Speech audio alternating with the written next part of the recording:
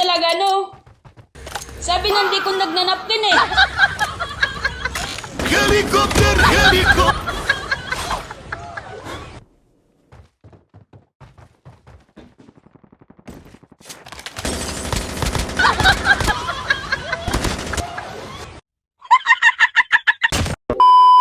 Rambulan naman ang naging pagsalubong ng ilang kabataan sa Davao City. Sa kalsada, nagpang-abot ang dalawang grupo kung saan ilang menor de edad ang sugatan.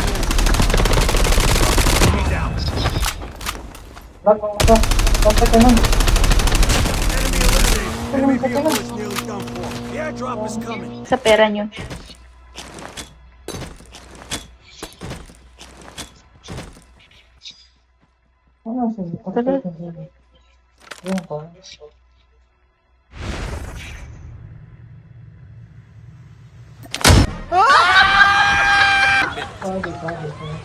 Mabog si Dudong.